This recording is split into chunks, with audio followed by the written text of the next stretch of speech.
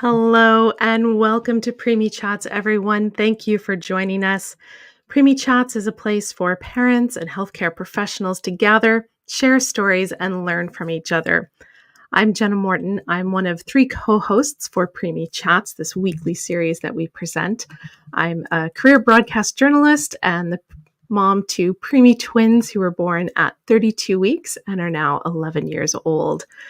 Before we begin today, I'd like to just take a moment to acknowledge that I'm broadcasting to you from the traditional unceded territory of the Wolastoqiyik and Mi'kmaq peoples, and we're covered by the Treaties of Peace and Friendship of 1726.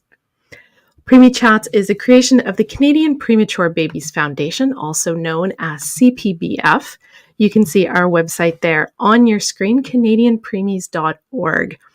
The foundation is a parent-led charity that helps families during and after their NICU time through education, support, and advocacy. We hope you'll take some time to visit the website. You'll find resources. You'll find all the videos of our previous Preemie Chats. You'll find our podcast. Most importantly, you will find a community of parents and professionals who are working together to help our children thrive. Well, this is a parent-led association. We very much want to know where you're joining us from, what brings you to us today. Please let us know in the comments where you're watching from, whether you're a healthcare provider or a parent or another family member. We'd love to hear from you. And if you have questions, please leave them in the comments as well throughout today's presentation. Well, today's presentation will focus on infants with medical complexities and the challenges and best practices of care for when they are in transition. And our guest for this is Dr. Sandesh Shivananda, who's an associate professor at the University of British Columbia and part of the Neonatal program at BC Women's Hospital in Vancouver. He joins us now. Welcome to Preemie Chats. Thank you, Jenna. Hope the mic is working well and there are no technology issues. Thanks for inviting me to the CPBF podcast today. I'm extremely privileged and honored to join all the audience. And thanks again to be with you talking today in today's podcast. Well, thank you so much. I know that there's a lot of families and a lot of healthcare professionals who spend a lot of time, I think, with a lot of worry and wonder about how we move our little infants and what are the best things that we could be doing. And so I know that a lot of people are very, very interested to hear what you have to share with us today. So let's get right to it. I'll let you take it away. All right. Thank you, Jenna. So what we would do is initially focus on conveying two important concepts. One is about infants with medical complexities. Who are the infants who come under this category? What are the special challenges? How we are preparing. And then I would like to talk a little bit about care transition and care transition issues. And then I'll stop using a couple of slides. And either after that, I can open up for any questions or comments that come up, or I can continue to have a conversation. And if it is interesting, I'll keep it going. I have a few more slides. So to begin with, what I would do is I request you to show slide number 3. That would be a good segue. So if somebody is wondering, who are these infants with medical complexities? So that's what this slides would allude to. So as many of our preterm birth parents are aware, a lot of premature babies, when they're born, if they're extremely premature, they all require admission to newborn intensive care unit. So I work in newborn intensive care unit as well. But over time, we have seen a change in the pattern of babies coming to our unit. So when I say change, over the last 20 years or so, because of advances in technology, advances in medical care, a lot of the infants who would have not survived earlier, they're all started to survive. Say, for example, preterm birth is one such category, but there are other categories of patients. Say, for example, those with birth defects, or those with chromosomal and genetic conditions, or those with neuromuscular condition. That means they have a problem with brain, nerves, or muscles. So these are the babies who would have not survived earlier, but now they've started surviving. And now I request, okay, so What is common among all these infants is they have conditions and which limit their functional ability. Say, for example, any baby who's supposed to go out of an ICU, we expect babies to be spontaneously feeding, spontaneously breathing, not require any gadgets that we use to monitor a newborn intensive care unit. But that may not be the case for this subgroup of population. They'll have functional limitations. So that means they may need a feeding tube to feed at home, or they may need a home ventilator, home oxygen, because they're so fragile. They may also require a monitoring device to monitor their heart rate, oxygen drops, etc., and so that they can get the required help at home. And many of these babies have conditions which are also chronic. That means they're not likely to get better in 6 months. And most importantly, they add a bit of complexity or more complexity. So, in medical terms, we define complexity as when they have multi organ involvement or multi organ dysfunction, which necessitates they requiring at least 5 interprofessional care providers. So it may be that they may have a heart problem and a brain problem, so they may require not only pediatrician but a heart specialist and a brain specialist.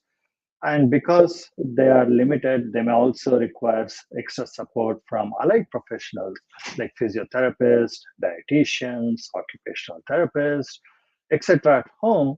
And then eventually they may also require speech language therapists at home for them to attain their potential abilities. So if any infant during the care in newborn care unit, we find that, oh, they have multi-organ involvement, which are likely to last for more than 6 months or more. They're likely to go home on any of this technology dependency. They have this complexity, not only from medical point of view and fragility, then we would label them as having infants with medical complexity. Of all the things what I mentioned, it took a while for us to recognize and also the whole community to recognize. It's not just medical complexity here, it is a family and social complexity that is the real complex issue. So when parents start looking after these kids, they have to make a lot of decisions in terms of interventions like feeding tube or taking home on home ventilator and oxygen, etc. Then once they commit, they have to learn how to use this technology. So they need to have technical skills. Then managing the ups and downs of everyday life, they need to have coping skills. And then if they have to take at home to a lot of appointments, they need to have organizational skills. So everybody has 24 hours in a day. So parents now are not only doing parent work, but they are also kind of doing a human resources administrator, organizational kind of work. They are advocating for their kids. They have to do a lot of navigational based activities. So 24 hours may not be enough for them to do it. That adds on to a lot of social complexity, burden of care, exhaustion, burnout. And if that continues on and on for many days, it may also lead on to mental health strains, etc. So looking after these type of kids with infants of medical complexity is really challenging. And over the last 20 years, what we have seen is the number of infants surviving and meeting the criteria for infants with medical complexity is gradually increasing over time. And it's not just a phenomenon in Canada and North America, but it's happening all over the world. More importantly, although these infants constitute less than 1% of all children what we see, but they need at least about 1/3 of the resources that is committed to children from healthcare systems, from government, etc. So, in summary, I would say looking after these kids is challenging. There is an upcoming group. They're also called as high needs, high utilizers of healthcare system. So I'll pause a bit here and then see whether there are any comments and whether Jenna, you have any questions, and then I'll continue. I don't see any questions in the comments right now, but I'll take a moment to say how how well I think you laid that out of those various layers that parents are now taking on in in not just advocating for their children and taking care of their children, taking them home with these complexities, but like you say, you're suddenly doing administrative and HR and scheduling on top of all that emotional load. And I think it's so important to hear healthcare providers as well as parents acknowledging how much support we need in so many different ways to make these transitions happen, because the connection that happens there is so important when they do.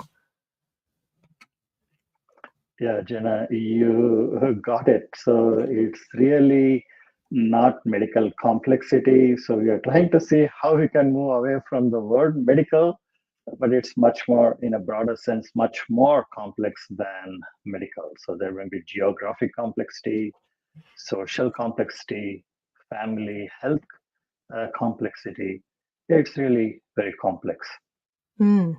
Well, and such a like you say, such a wealth of knowledge that comes at parents all at once in terms of doing this.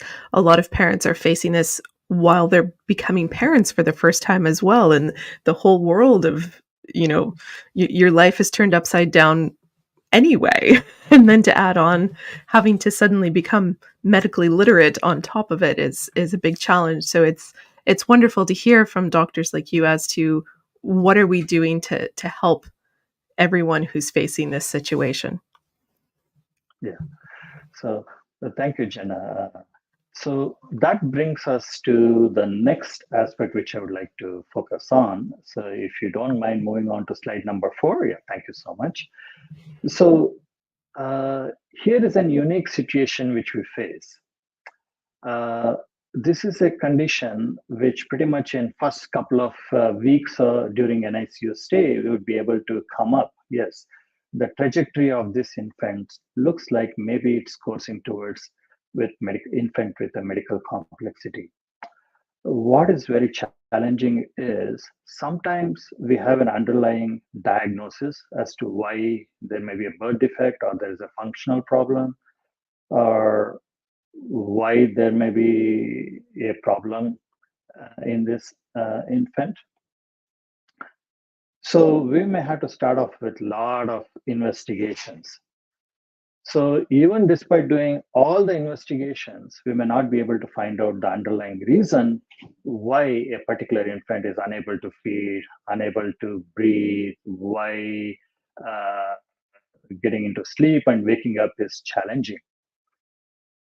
So conveying that, like living without a diagnosis or living with a known genetic diagnosis, because we are getting better in terms of identifying all the chromosomal mutations and problems and the defects, but not being able to convey how the life may look like in next 1 month, 6 months, or in a year is really challenging.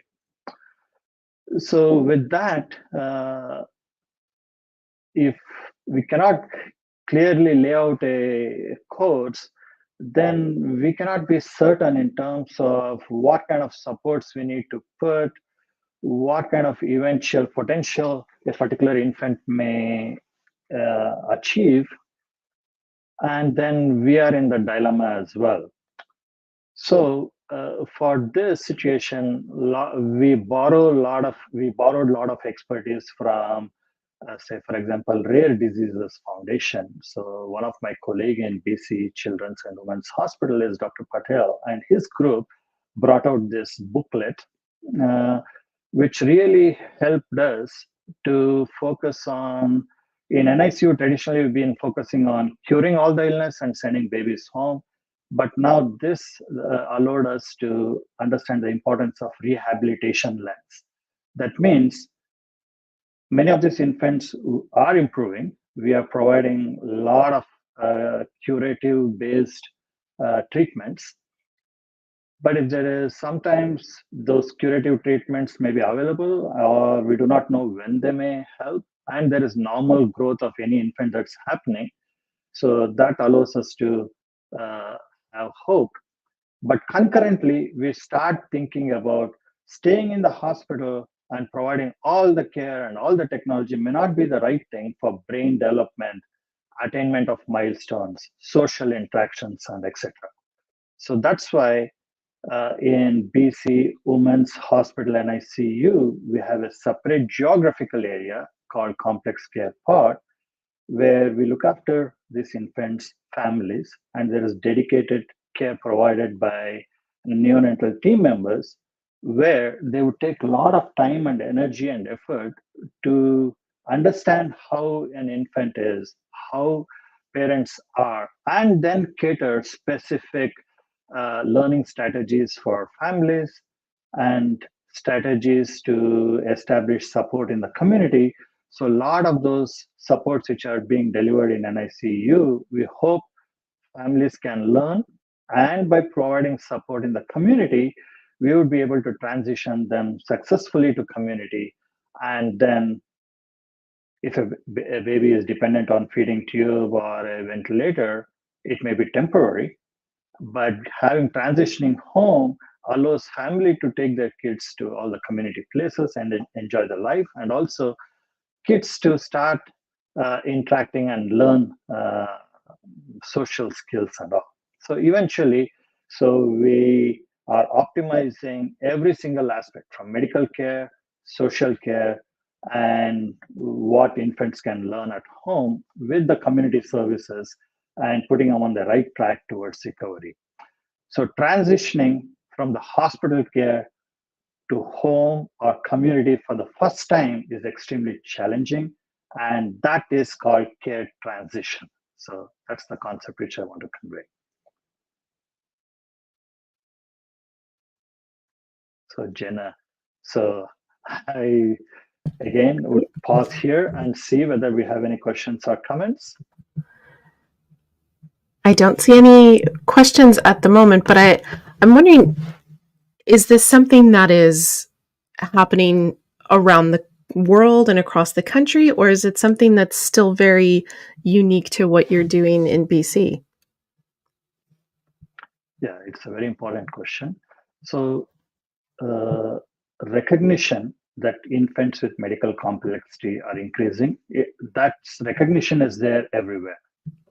But who is taking a leadership role in having a separate unit for these kids, for families, and not just focusing on infants who have genetic problem, infants who are premature, but infants who have just lung disease or gut disease, but providing a holistic care of any infant who meets this infants with medical complexity criteria is unique to BC Children's Hospital and Women's Hospital.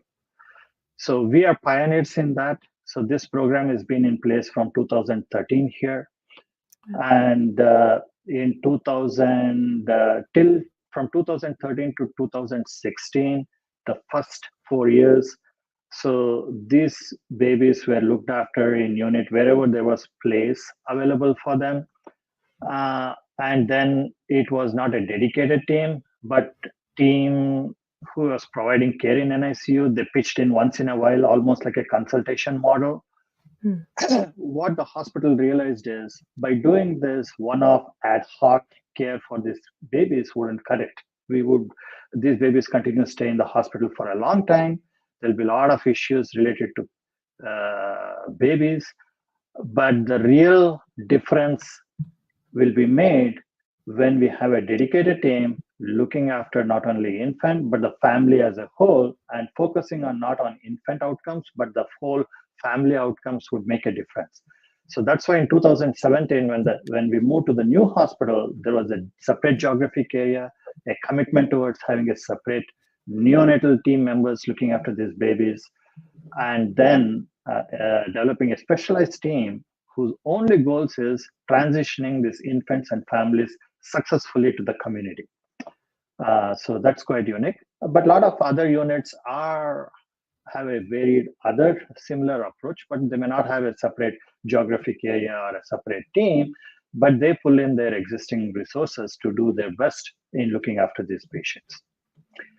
That's a good segue to find out. So when we were trying to improve care for these infants, how did we know all these things? So you only know all these things when you do some audits and see how your program is working? Where are the opportunities for improvement? So exactly when we were trying to move to the new hospital about 5 years back, so we did a review of how are our patients doing. So if we think that we are doing a good job, so our goal is, okay, all these patients would not have gone home, but if you are successfully discharging them home at 6 months or less than a year, that's really good for us. But what is important is not just discharging from the hospital for the first time, but they should be thriving and doing well in the community. So we did a review looking at how these kids would do in first 3 years after they are discharged from NICU. What we found out was quite exciting. A lot of these babies came back to the hospital pretty quickly. About 50% of them came back to emergency within first 6 to 12 months. 60 to 65% of these kids, like 2/3 of them, had a rehospitalization during first year. It may be because of surgery or the feeding tube getting blocked or for more lung infections or aspirations, etc. And not a and about 20% of the babies, or 1 in 5 of these infants, did not survive till 3 years. And that was really a touching point for us to hear that only about 80% of them continue to survive till 3 years. And if you look at various advances in healthcare for cancer and others, the survival rates are nearly 80 to 90% now. So, and the amount of energy and awareness everybody has about cancer is not the same as for infants with medical complexity. So that's when we thought that we really need to emphasize and look at, there must be something in terms of when we transition, they're doing well, but if they're coming back to the hospital very quickly, we need to have a relook at care coordination, and there must be ways of picking these kids much earlier before they deteriorate, so that we optimize and do everything possible to save them and improve their quality of life. So that's where we started focusing on care transition issues and making improvement for these kids and families. I think it's so interesting to think about that shift that must have to happen in the way that you approach healthcare, to think of it as such a continuum rather than just, oh, they discharged, we did our job, and to really look at, like you say, the 3 years and more out. How is your approach actually changing the outcomes? So it's very interesting. Yeah. Thank you, Jenna, for acknowledging. I mean, it's a team effort. So I'm really proud to be in this unit, which allows us to have a deeper look into care, and not just remaining static, but remaining dynamic in seeing and constantly identifying opportunities for improvement and going well and beyond the traditional approaches in either creating structures physically or process wise to help infants and families. So were there some changes that came, you've been doing this now, like you say, since 2013, you moved into the new facility. What shifts have you done from that data that you've collected as to how things are working? Yeah. So to that, what I would do is that I'll ask you to bring up the slide number 9. Yeah. So this was the slide which was an eye-opener for us. This was based on a publication which we did in 2019, which talks about post-discharge infants of high mortality and morbidity. So what this allowed, and can we go to the next slide number 10? So when we talk about care transition, in all the textbooks and the experts have defined, a good care transition going from hospital to home, if it is successful, would look like infants and families would receive continuous, well-coordinated, age-appropriate, emotionally appropriate health care by right providers as they grow from newborn to childhood. But if it is unsuccessful, that ends up having a lot of calls for 911, emergency visits, hospital visits. It's a lot of cost for the healthcare system and for families as well. and patient experience would be poor. And overall, we may temporarily feel happy that we are discharging these patients who wouldn't have survived earlier, but actually we are not contributing to quality of life and really not being able to provide support to the family with confidence. That's what was an eye opener. And what that made us is go back and look at why is it that it is so challenging in providing care transition? Why are so much of care transition issues existing in this population? So what we quickly found out was, unlike a premature, straightforward baby going home, there's clear standards of care. So what NICU should do post-discharge, which babies need to go to pediatrician, which babies can be followed just by general practitioners, and when they should be called for neonatal follow-up clinic. And if newborns are at 4 months, 8 months, 12 months, there are standardized tools available based on which you can do an assessment and say a particular infant is meeting a milestone. If not, what interventions can be put in place. But infants with medical complexity are so heterogeneous and they just contribute 1% of the population. So there is no patient specific standardized guidelines as to how they should be followed up. Maybe like trisomy 21 is one. There are separate growth charts and anticipated guidance care for families. But if you look at a lot of hundreds of other genetic and chromosomal disorders, or a combination of which babies would have heart condition and a brain condition, heart condition and a gut condition. So there are no specific such guidelines. And even if there is a heterogeneous group, we don't have guidelines from American Academy of Pediatrics or Canadian Pediatric Society guidelines as to at 6 months, what are the standards expected care for these kids?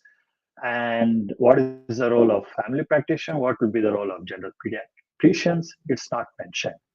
And again, if I go back to my own training or even in current residency training, how many of them, or any allied staff training, how many of them really get trained in looking after infants with medical complexity? Not much.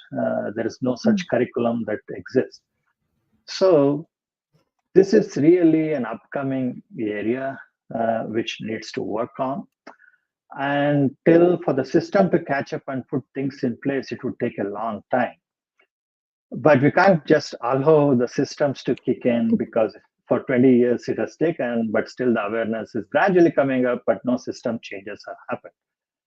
So that's where we started our journey, asking parents and bringing all the stakeholders who are involved in caring for these infants shortly after discharge from NICU, and identifying and prioritizing what improvement can be done by working together. I was thinking that must be such a big piece of this puzzle of talking with parents as to, there's always going to be things that probably bring you back to the healthcare environment with a child who has complex needs. But if you feel like you're being cared for and you're part of the process, then that part there on your screen of, patient satisfaction, the family sense of knowing what's happening and being cared for, it is really such a high barometer that you must be looking for in your data as to whether or not something is working that you're doing. Yes, Jen. So one of the things, it's very difficult to motivate and spark action among care providers. And if you don't know about the problem or the magnitude of the problem, you think that there is no problem. So that was a hard task, as you identified. So we really needed to bring in people together, whoever is providing care. And data was very helpful, and especially laying it out. So do we really want infants and families to be coming back to the hospital with those kind of numbers was really an eye-opener. What that allowed us is to get a good engagement for all the care providers involved in caring these infants. Just for example, we were able to get representatives from emergency room, get specialists from who look after these kids in inpatient wards in pediatric hospital, pediatric intensive care specialist, home trach and vent clinic specialist, people who provide G-tube and care like dietitian, nutritionists from the hospital, and also neonatal follow-up clinic because 1/3 of these babies were preterm babies. So we all came together, about 10 different specialties, and said, we cannot change the system as a whole, but can we improve the relationship between us and identify with what we can put in with whatever control we have. So it's kind of like a zero-sum theory, but at least please come to the table where we can discuss this. And talking about the problems may allow us to find out some unique ways of addressing some of the issues. That was one approach which came to us, our mind. The second approach is, if you want to make improvements, there is no point in looking at just data or what we think, but it has to be two-way. Our main partner is families. So why don't we just ask the end user, the families, why these care transition issues may be happening? Where do they find opportunities for improvement? And then we'll merge the care providers identified opportunities for improvement and families identified opportunities for improvement, and then prioritize and then start implementing one after the other wherever we can. So that's the approach which we took.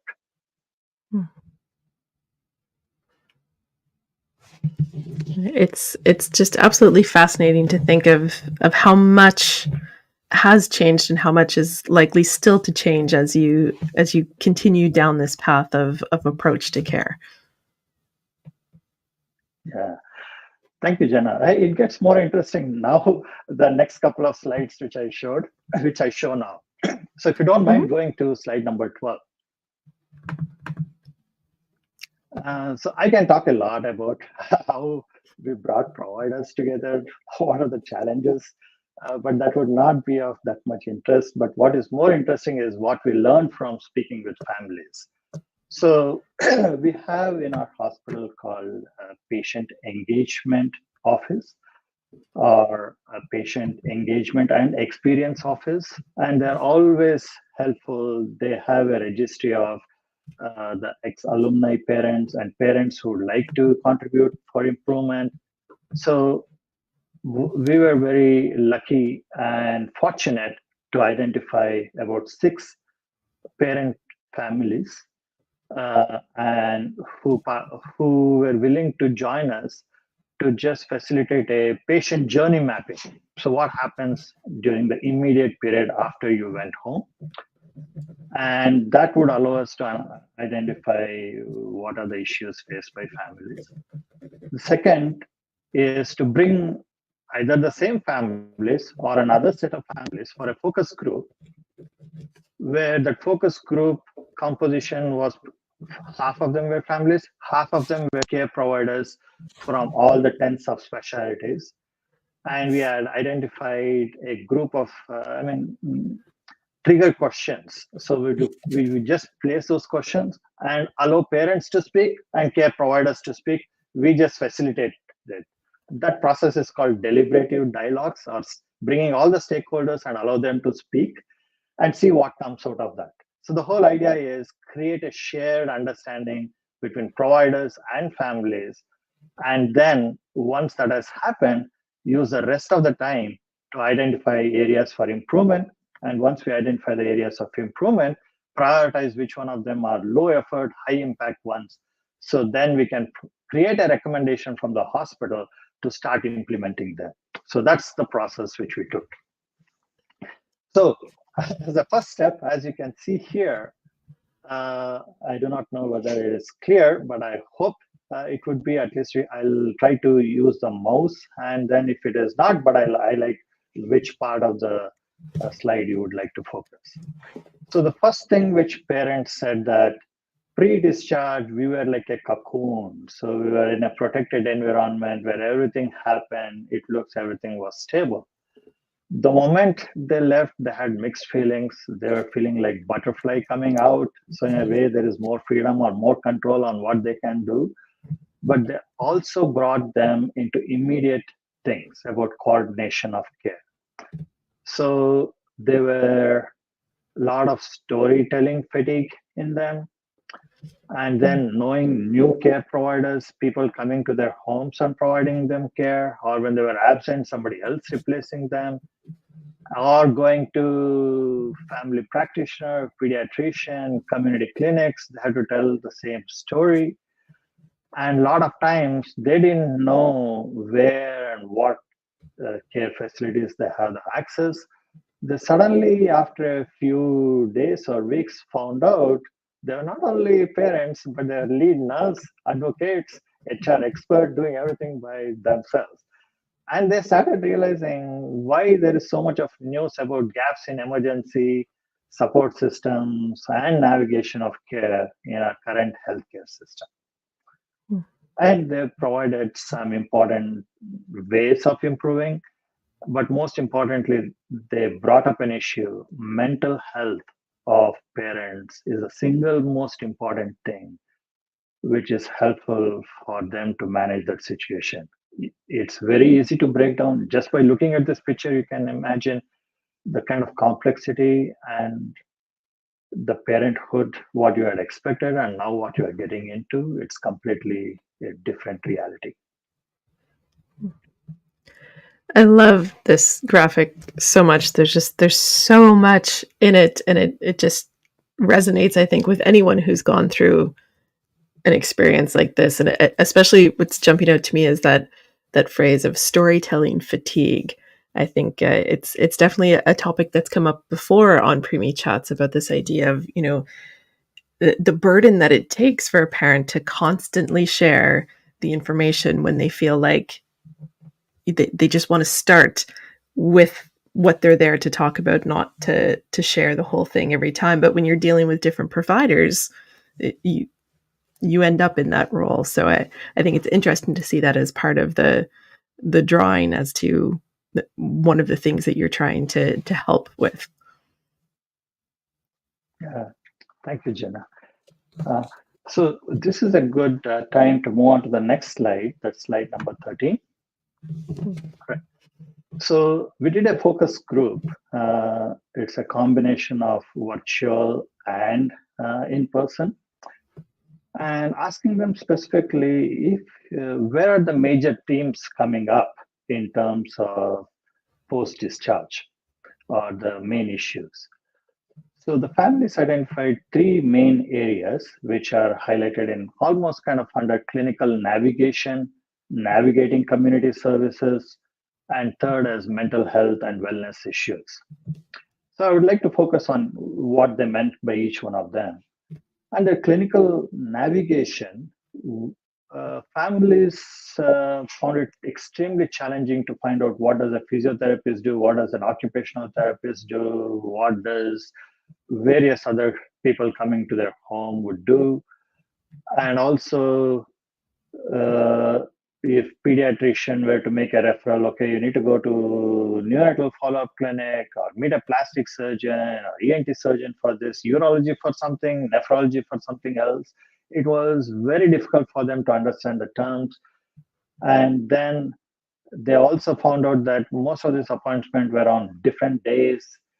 And when they get, say, we have to go to emergency, they also found out like it was all telling again the same things, although they had a discharge summary. The discharge summary was too big. Nobody would have the time to read about all of them and understand. It was extremely challenging. So they were getting lost in this clinical navigation. And they were also not knowing for which of my problems should I call 811, just take a nurse support. For which one of them should I go to family practitioner? Which one of them I have to go to pediatrician? So it was extremely challenging. And navigating community services was much more problematic. So there are various rehab centers located in various geographic areas in their own region. And this being a unique situation, everybody had a general idea what supports are available. But you see here, there is something called ethical framework. What they found out was the equity access to care is a general term. That means in our healthcare system, everybody has to go through that wait times, timelines, etc. But here is a unique population. Like if they have 2 or 3 appointments, they cannot be at whenever an appointment comes up to meet a speech and language therapist because there may be something else happening. So, and there was no preference because the number of illness you have is more here. You had to still go through the same waiting times, which look like everybody is doing their right role, but patient-centric care was not being provided for these kids. That was challenging. And third was mental health and wellness issues. So more and more things came up about both parents maintaining their own sanity, peace of mind, and what kind of respite is available if they have, because many times, even if you have parents or close friends or relatives, you simply cannot rely on them in terms of feeding through a technology like a feeding tube and if a machine beeps up, how to troubleshoot. It was extremely challenging. So either one of the parent would end up being the primary care provider, and they had to fill up when a particular person doesn't come for their home. So that was really adding up to all their mental health and wellness issues.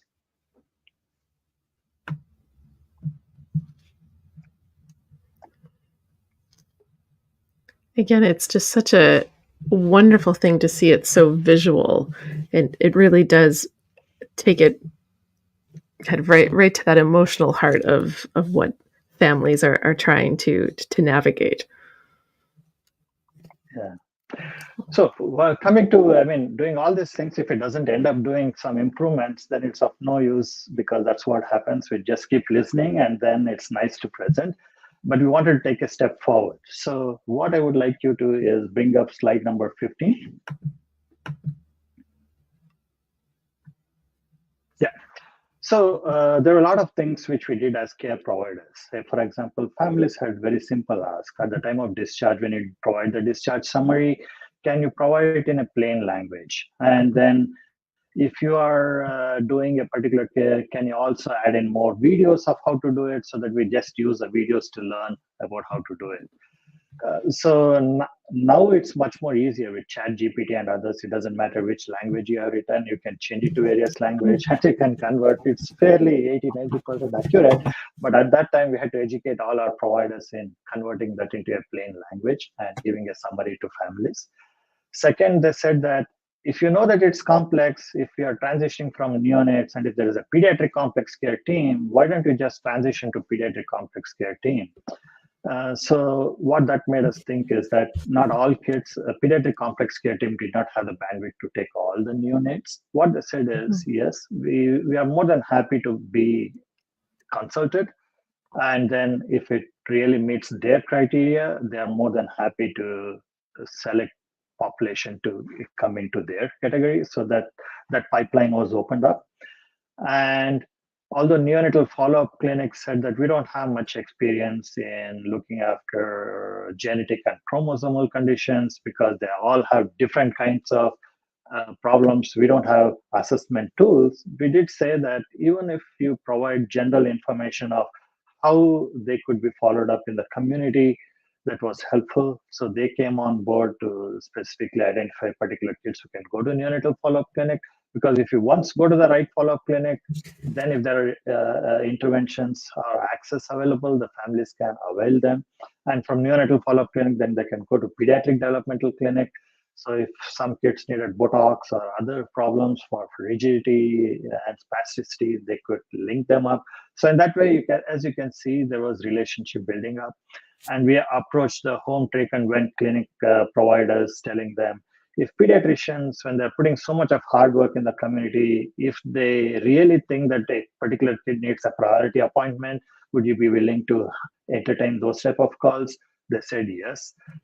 So even the small deeds, what allowed us is come together as care providers in doing whatever it is, and not just doing what system has preached based on a case by case discussion.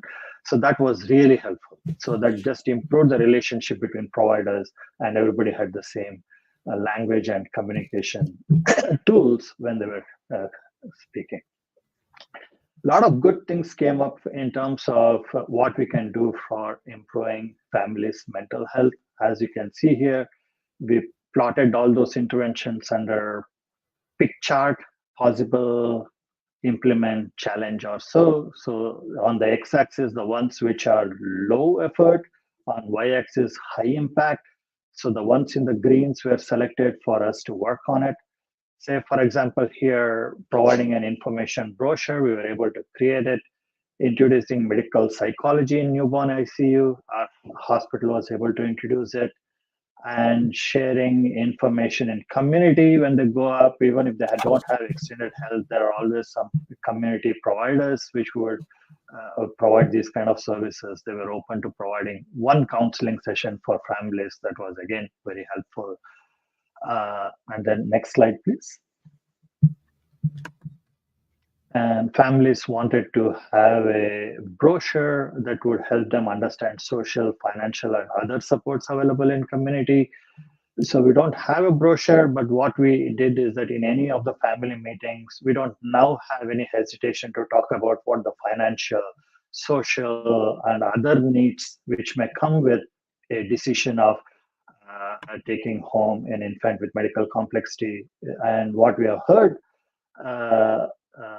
is that families really value those kind of broader talks and not just limited to medical talks.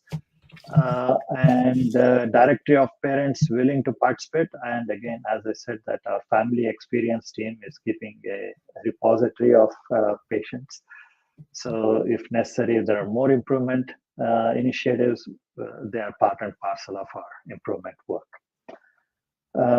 This is our journey so far. There are more things which I can talk about, but I think with the essence of time, I'll stop here and see whether there are more questions or comments that have come up before I go further.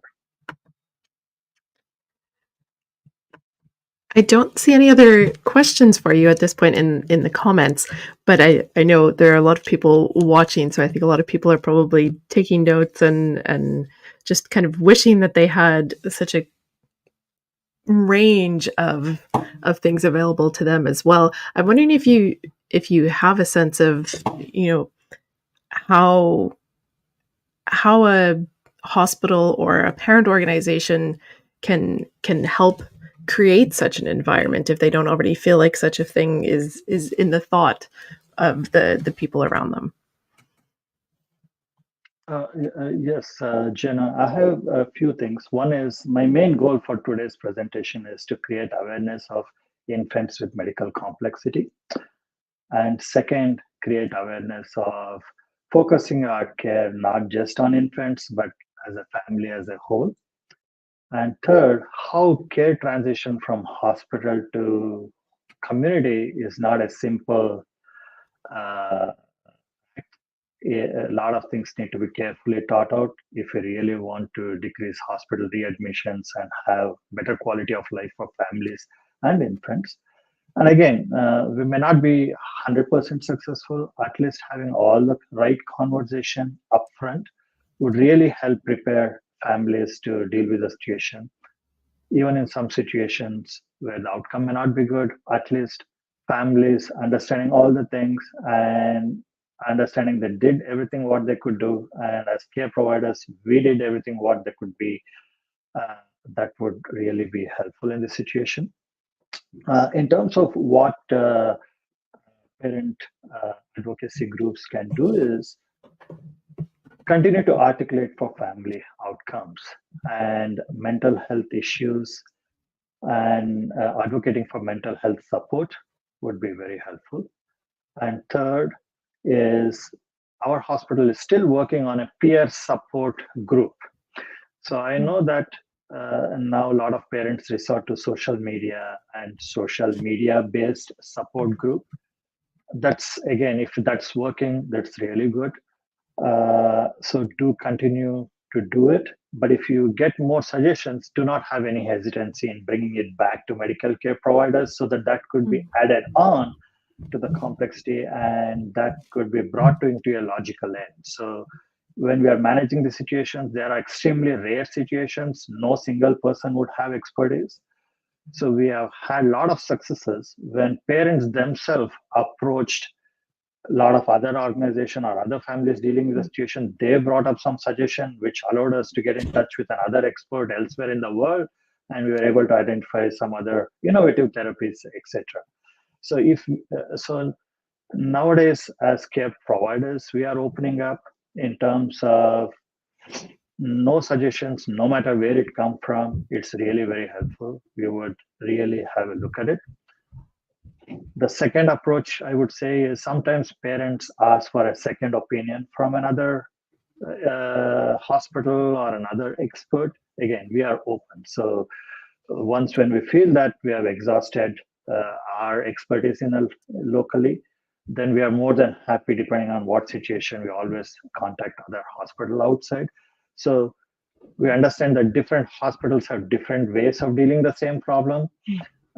So we are very collaborative in terms of if another hospital or other family is looking for more support and what we learn, we are more open for discussion with the family or supporting another hospital.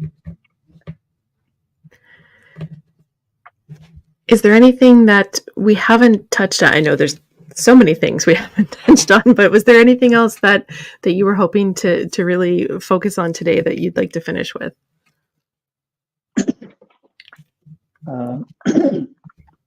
So, I mean, I talked a lot and I was able to communicate and create. Hopefully, I've tried my best in terms of creating awareness of infants with medical complexities and the care transition issues are. So, I would like to acknowledge all the support we received from parent organization and our own local parent advisors within our own neonatal program and our family experience team here. And I have a unique connection with Canadian Preterm Birth Foundation because I'm a member of Canadian Neonatal Network and I'm going to the meetings for the last 15 years. And every time when families come and speak, it really is a point where it would ground us back and then make us think about family oriented outcomes, which was missing, I would say, a decade back, but it's now coming up in a big way. And I really congratulate all your team members and all the listeners here. And then I would ask them to continue to advocate and continue to be actively engaged. We really like it.